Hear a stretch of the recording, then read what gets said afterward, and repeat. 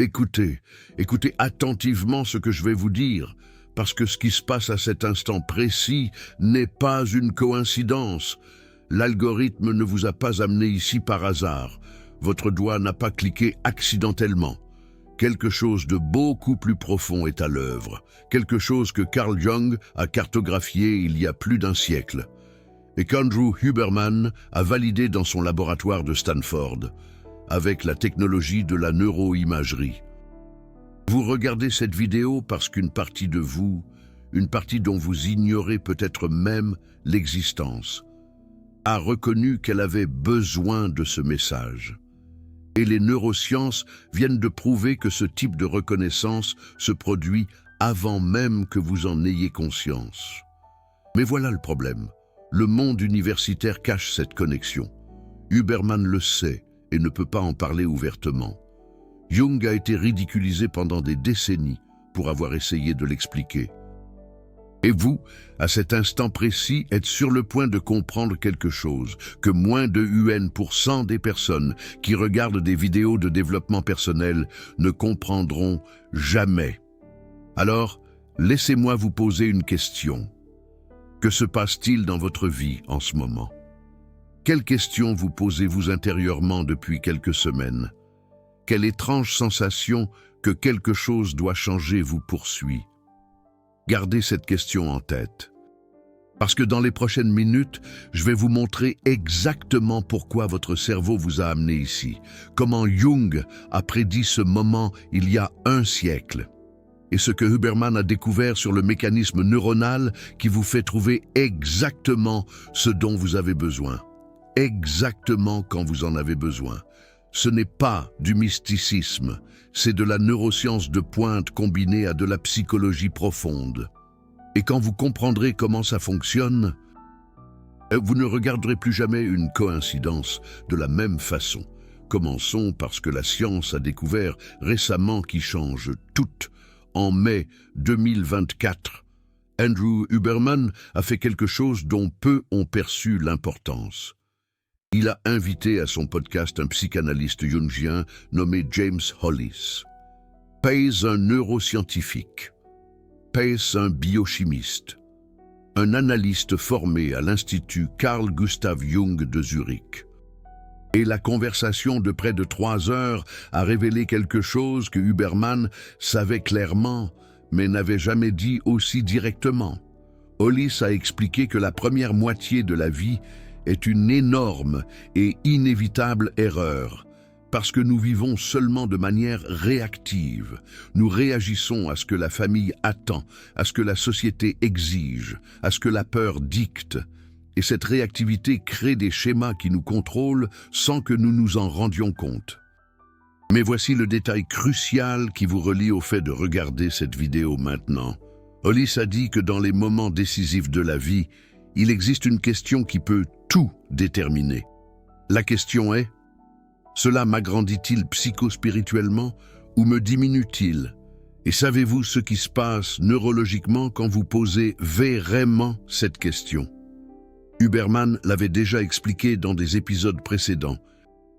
Votre cerveau active un réseau spécifique appelé réseau du mode par défaut. Ce réseau est responsable de l'auto-réflexion, de la connexion des souvenirs, de la création de sens.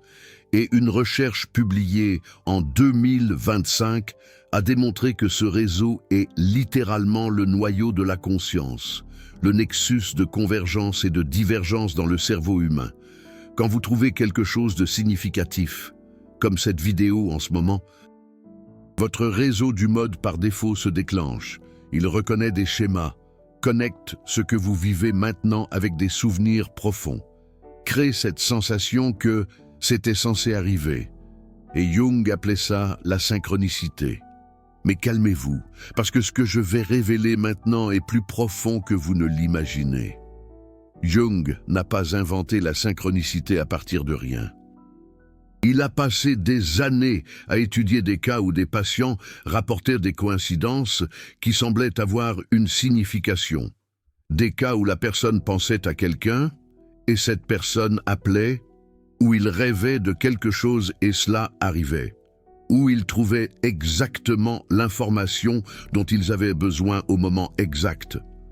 La science orthodoxe a appelé ça un biais de confirmation, a dit que c'était juste le cerveau humain cherchant des schémas là où il n'y en a pas.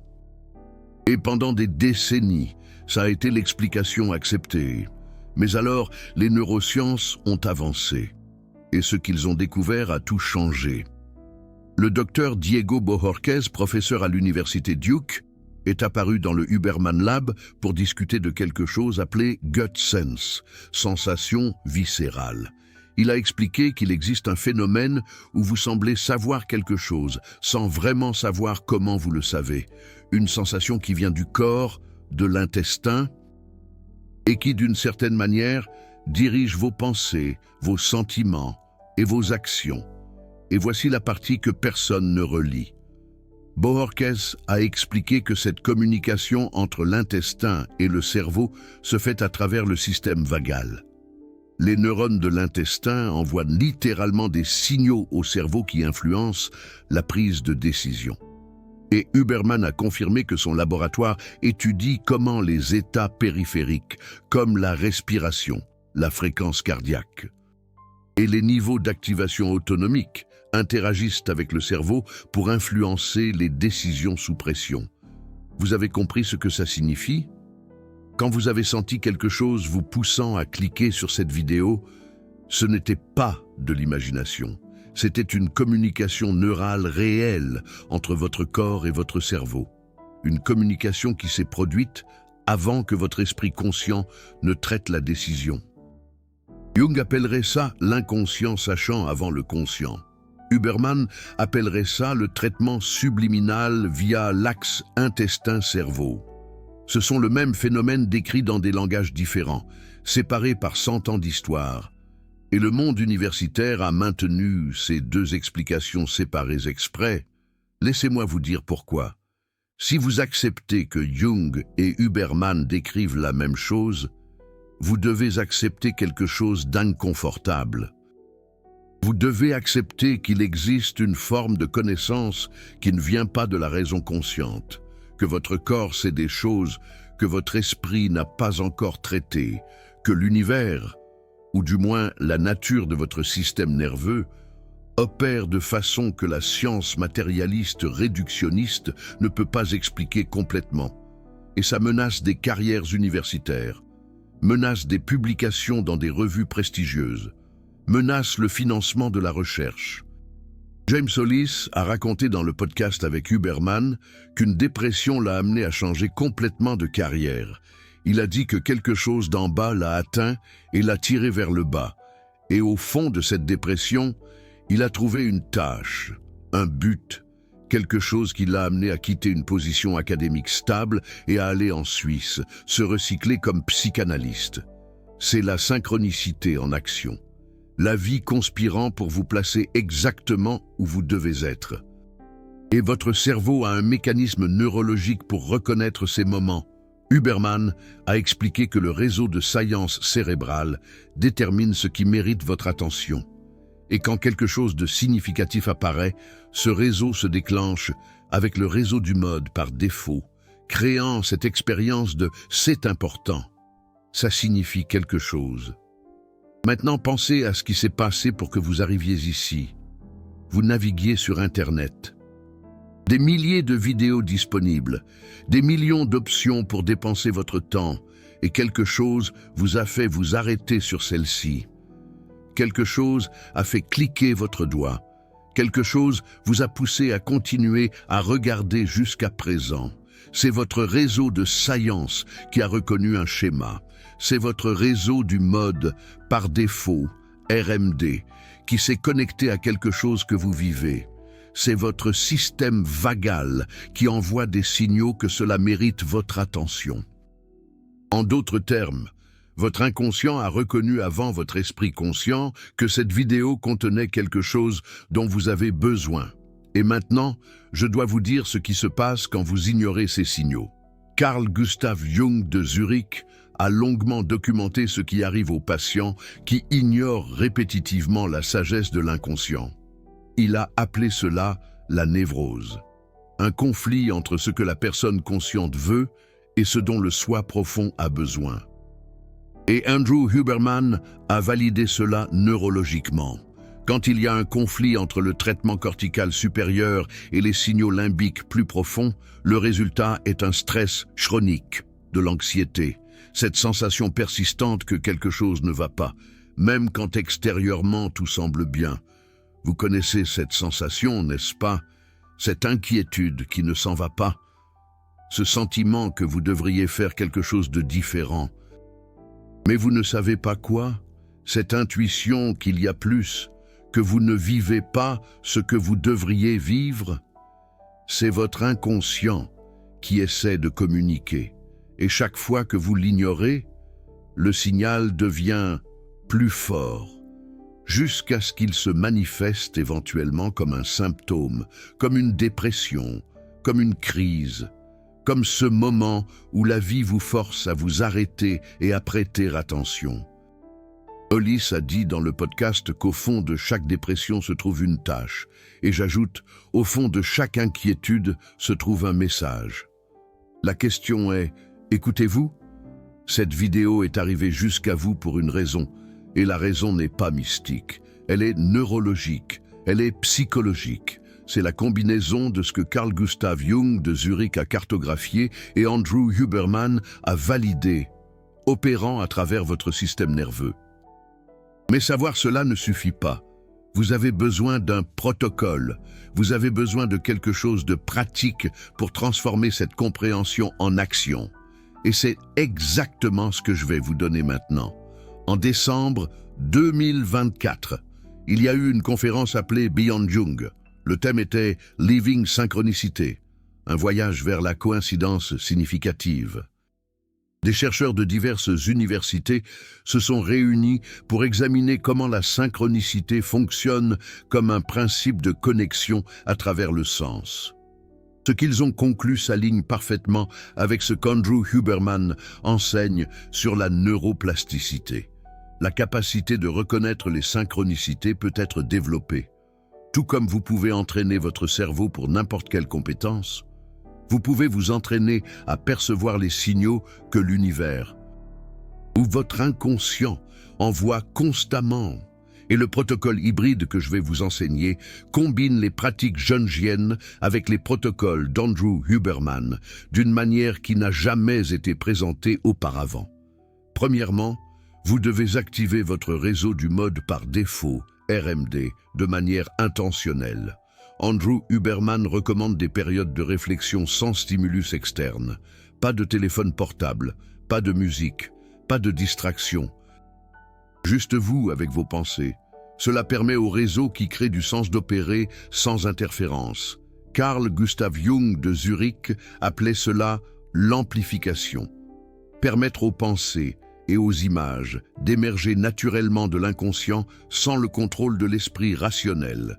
La pratique est simple. Chaque jour, réservez 10 minutes où vous ne faites rien. Pas de méditation avec une application, pas de suivi d'instructions. Asseyez-vous simplement et laissez votre esprit vagabonder. Ce qui surgit, surgit pour une raison. Notez-le après. Deuxièmement, vous devez développer ce que Carl Gustav Jung de Zurich appelait l'imagination active et que les neurosciences connectent maintenant avec le réseau du mode par défaut RMD. C'est la pratique de dialoguer intérieurement avec des parties de vous-même qui semblent avoir leur propre volonté. Cela semble étrange? Les neurosciences l'ont validé. Votre cerveau contient de multiples réseaux qui peuvent opérer de manière semi-indépendante. Quand vous dialoguez intérieurement, vous permettez littéralement la communication entre différents systèmes neuronaux. La pratique fonctionne ainsi. Quand vous avez une émotion forte, une intuition, un rêve marquant, traitez-le comme s'il s'agissait d'un message d'une autre partie de vous. Demandez intérieurement « Qu'essayes-tu de me dire ?» et attendez. La réponse vient. Elle peut être comme une pensée, comme une image, comme une sensation corporelle. Troisièmement, et c'est ici qu'Andrew Huberman ajoute quelque chose de crucial, vous devez calibrer votre système nerveux pour que les signaux arrivent avec clarté. Si votre corps est constamment en état de stress, les signaux subtils de l'inconscient se perdent dans le bruit. Andrew Huberman recommande des protocoles spécifiques. L'exposition à la lumière solaire dans les 60 premières minutes de la journée pour calibrer votre rythme circadien.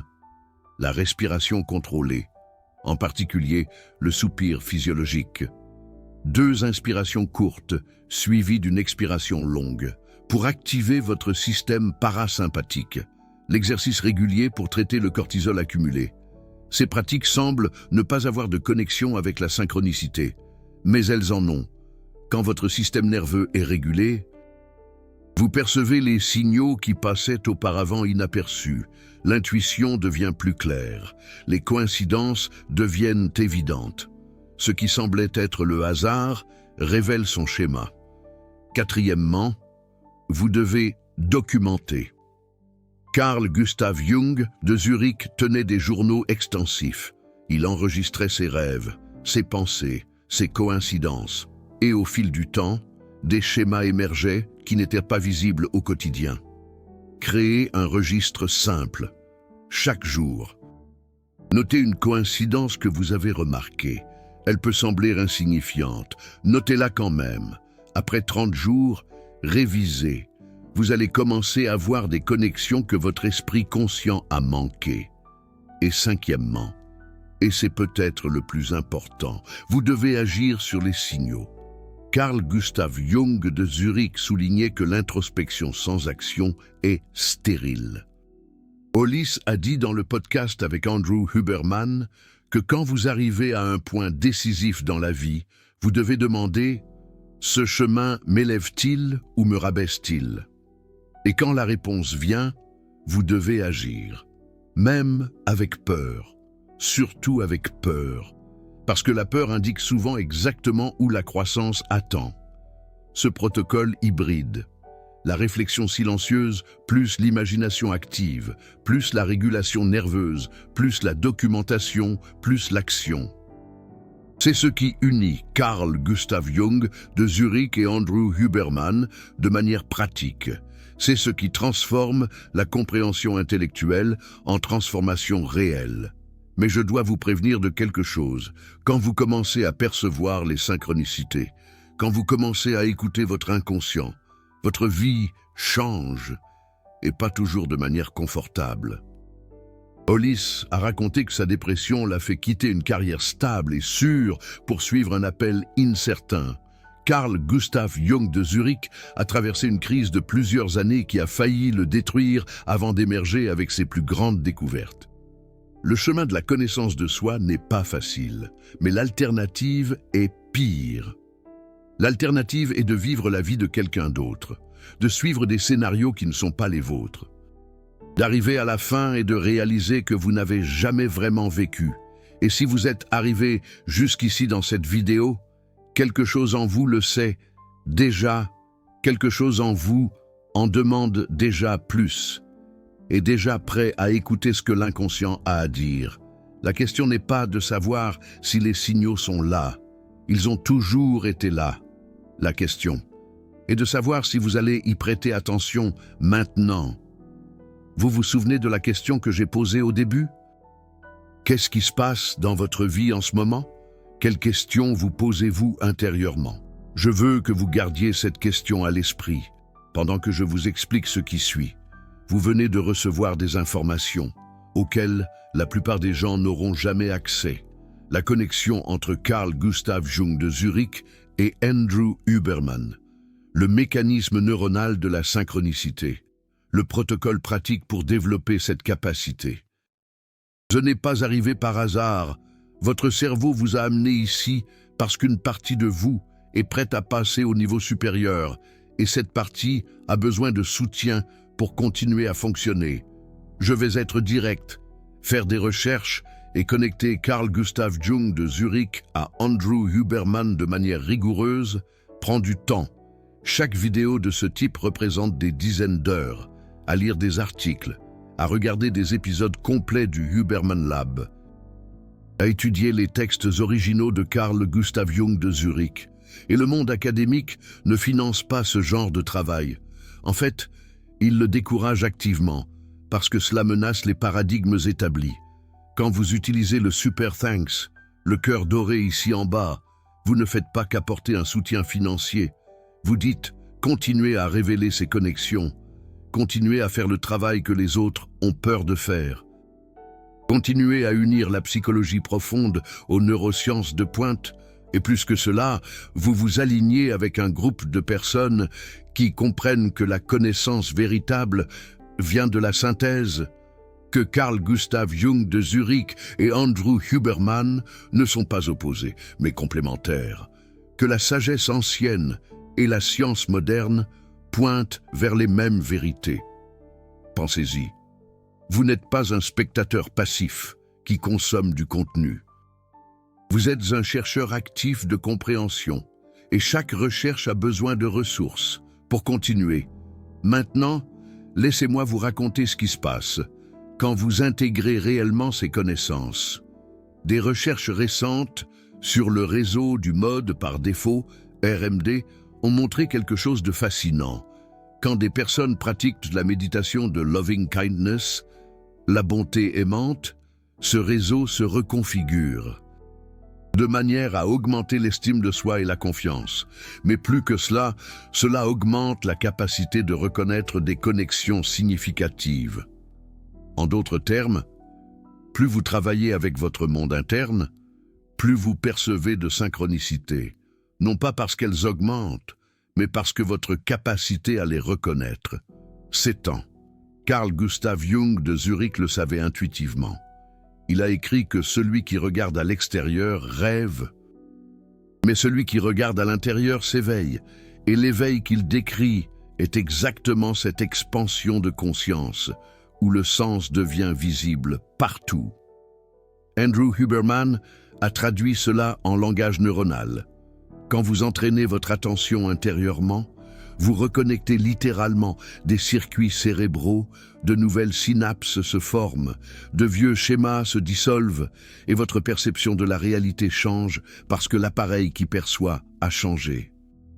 Et voici l'implication la plus profonde, dont presque personne ne parle. Si votre conscience peut changer votre perception de la réalité, et si les synchronicités sont des événements qui semblent répondre à des états internes, alors, à un certain niveau, votre conscience interagit avec la réalité de façon que la science matérialiste ne peut pas expliquer. Carl Gustav Jung de Zurich le soupçonnait. Il a développé le concept de synchronicité avec Wolfgang Pauli, l'un des plus grands physiciens quantiques de l'histoire.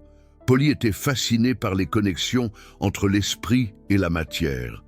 Et ensemble, ils ont publié un travail qui suggérait qu'il existe un principe de connexion, qui n'est pas causal au sens traditionnel. Le monde académique a enterré ce travail. Il a été considéré comme trop spéculatif, trop mystique, non scientifique. Mais les neurosciences sont en train de le redécouvrir. La recherche avec des psychédéliques et par exemple montre que lorsque le réseau du mode par défaut, RMD, est temporairement supprimé, les personnes rapportent des expériences de connexion profonde, de signification étendue, de synchronicité multipliée. Et quand elles reviennent, elles rapportent fréquemment des changements permanents dans la façon dont elles perçoivent les coïncidences. Ce n'est pas une coïncidence, c'est la preuve que notre mode normal de traitement de la réalité y cache des connexions qui sont là tout le temps. Et vous, à ce moment précis, avez l'opportunité de commencer à voir ces connexions. Vous n'avez pas besoin de substance, vous n'avez pas besoin de rituels élaborés.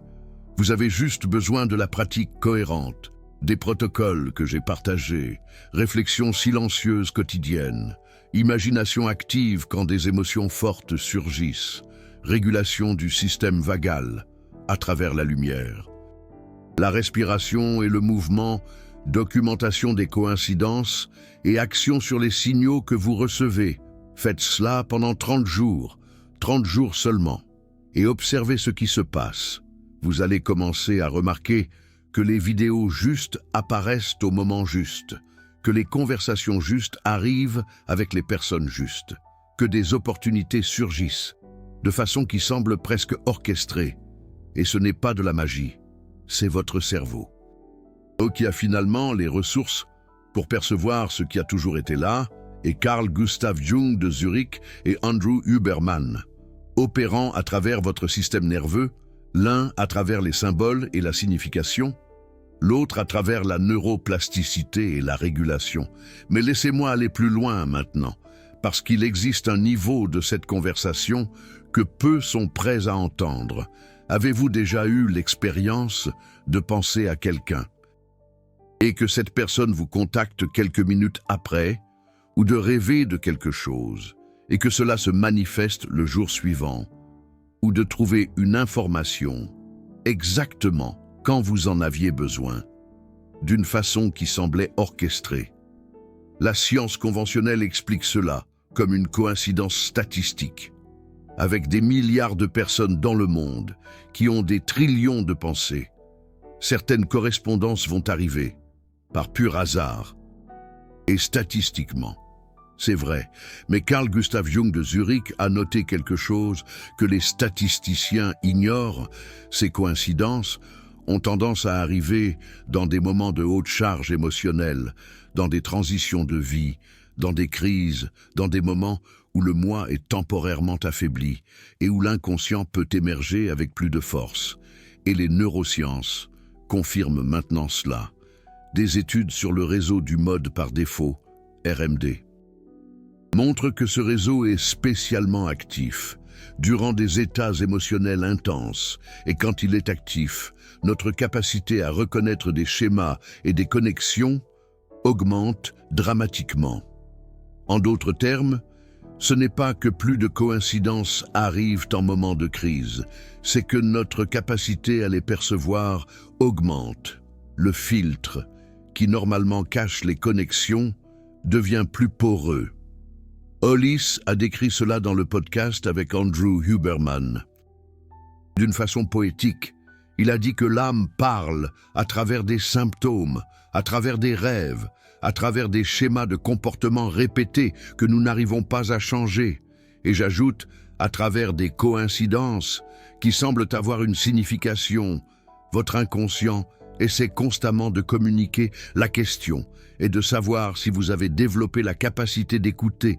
Et voici le paradoxe, que presque personne ne comprend. Plus vous vous fiez à la raison pure, plus vous vous déconnectez de ces messages, plus vous essayez de tout contrôler avec la pensée analytique, plus les signaux passent inaperçus, parce que l'inconscient ne parle pas le langage de la logique. Il parle le langage des symboles, des émotions, des sensations corporelles et des coïncidences apparentes.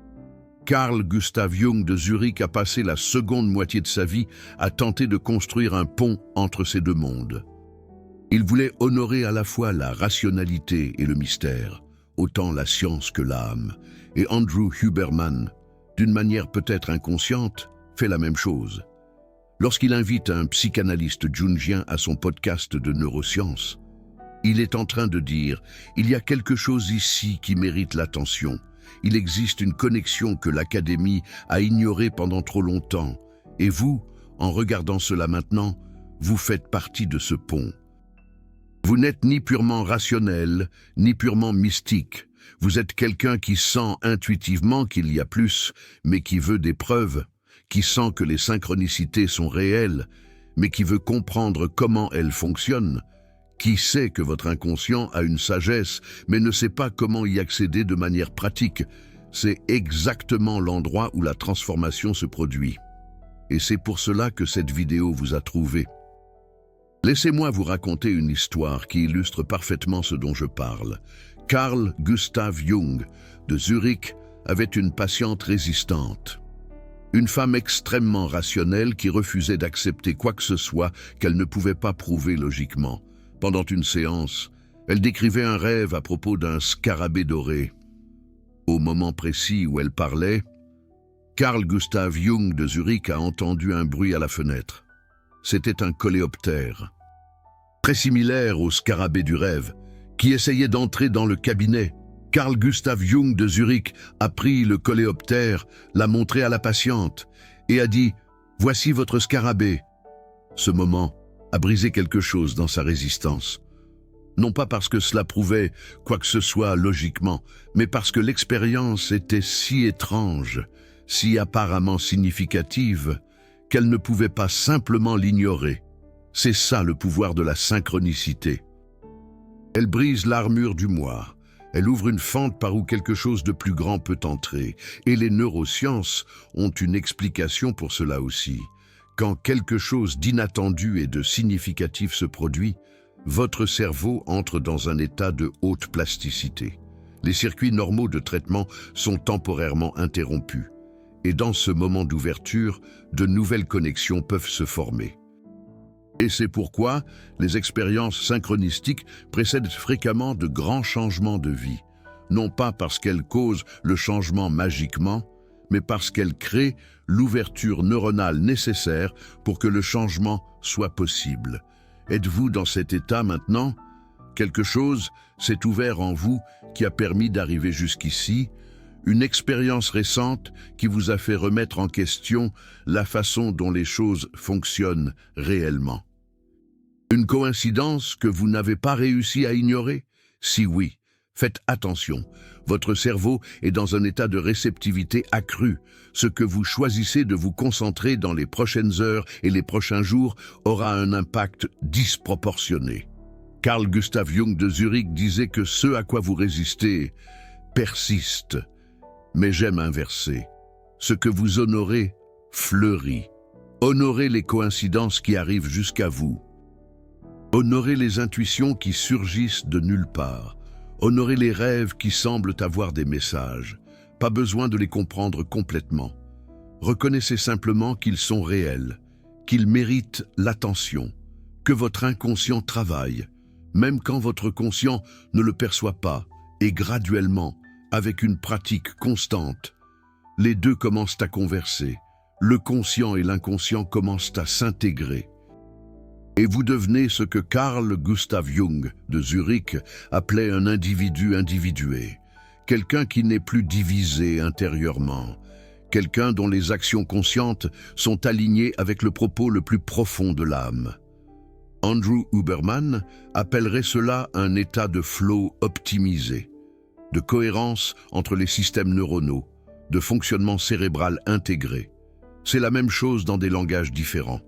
Et vous pouvez commencer à développer cela aujourd'hui, maintenant. Avec ce que je viens d'enseigner, laissez-moi vous poser une dernière question. Dans un an, où voulez-vous être? Quel type de personne voulez-vous être devenu? Quels signaux voudriez-vous avoir suivis? Cette réponse, quelle qu'elle soit, est déjà en train de communiquer avec vous, à travers des intuitions, à travers des coïncidences, à travers des vidéos comme celle-ci qui vous trouvent quand vous en avez le plus besoin. La seule question est de savoir si vous allez écouter. Carl Gustav Jung de Zurich a dit que tant que vous ne rendez pas l'inconscient conscient, il dirigera votre vie et vous appellerez cela le destin. Et Andrew Huberman a montré que vous avez le pouvoir neurologique de faire exactement ce changement. L'inconscient n'est pas votre ennemi, c'est votre allié le plus puissant. Et chaque synchronicité est un message de lui disant « Je suis ici, je suis attentif ». J'essaie de te guider. Cette vidéo était un de ces messages. La question maintenant est « Qu'allez-vous en faire ?» Dans les commentaires ci-dessous, je veux que vous répondiez à une chose. Comment cette vidéo vous a-t-elle trouvé? Que se passe-t-il dans votre vie maintenant qui vous a fait cliquer? Et plus important encore, quel message sentez-vous que votre inconscient essaie de vous envoyer? Pas besoin d'être élaboré. Ça peut être une phrase, ça peut être un mot. Mais quand vous écrivez, vous rendez conscient ce qui était inconscient. Et c'est le premier pas de toute transformation réelle. Carl Gustav Jung de Zurich a dessiné la carte.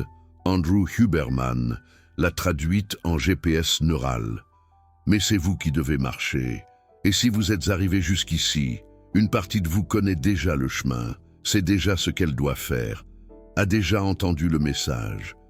Maintenant, il est temps d'agir. Merci d'être ici.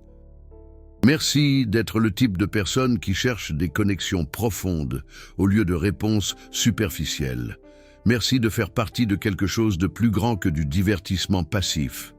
On se retrouve dans la prochaine vidéo qui, si tout se passe comme il se doit, vous trouvera exactement quand vous en aurez le plus besoin, comme celle-ci vous a trouvé.